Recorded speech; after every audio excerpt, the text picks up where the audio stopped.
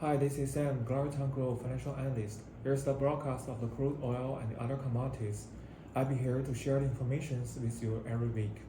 The oil price eased on Monday as stronger US dollars and economic concerns in China weighted on the outlook for the fuel demand by extended supply cut by Saudi Arabia and Russia, keep the Brent about $91 a barrel. Brent fell about 15 cents to $90.51 a barrel by morning, while the WTI was $87.08 a barrel, down 43 cents. Concerns about Chinese economic growth weighted on the sentiment across the commodities. The move was exacerbated by stronger US dollars, which kept investors' appetite low, referring to the greenback, which has risen for the 8 straight weeks.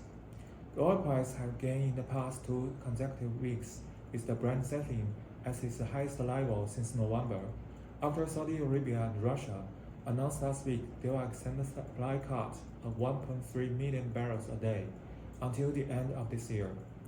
Price has largely converged with our fair value estimate, but with Saudi Arabia more aggressive than expected, with UT90 light cut and continued strength in demand, will caution against feeding the recent run-up. The International Energy Agency and Organization of the Petroleum Exporting Countries, the OPEC, are due to release their monthly report this week. Any signs of the stronger demand will likely push the oil price getting higher. Refinery maintenance will lower the crude demand by 2.5 million barrels in September and October, but it will rebound in November and December, partially offsetting the price effect of the cut.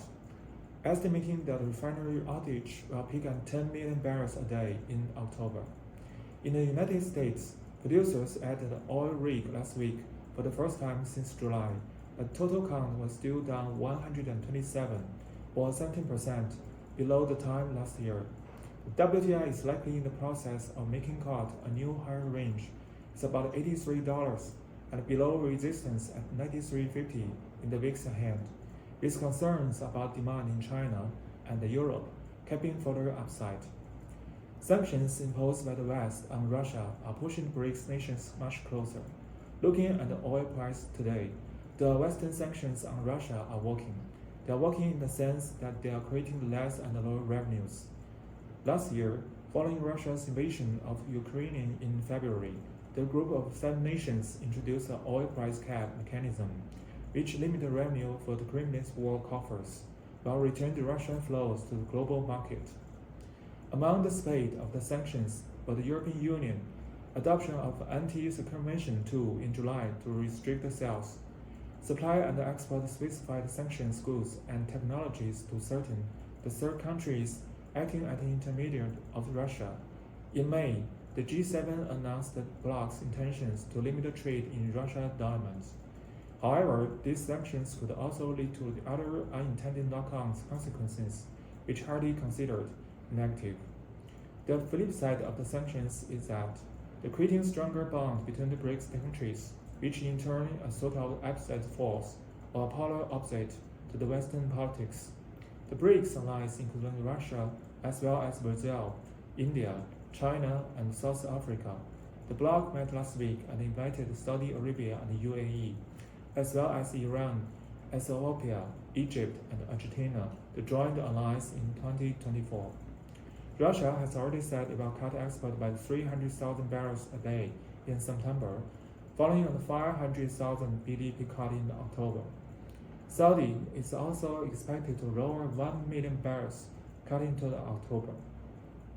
Under the influence of the comprehensive factors, the price of the crude oil remains balanced high. The PTA and other commodities are mainly constantly rising in the week. In terms of the price, crude oil is still rising in the market. So now the PTA is 6,300, PP is 79.01, and the PVC is 8,500. Based on the situation, the international energy market will remain up and shocking. And for the professional manufacturing, you can consider holding the commodities and inventories when the price is going higher. And for the import and export trade enterprise, you can conduct the market hedging and long the commodities. Does such a massive change have any impact on your industry? If you have any questions or ideas of the financial market, please feel free to contact us. I'm Sam, financial analyst with the passion of quantum physics. Don't forget to follow us. Thank you.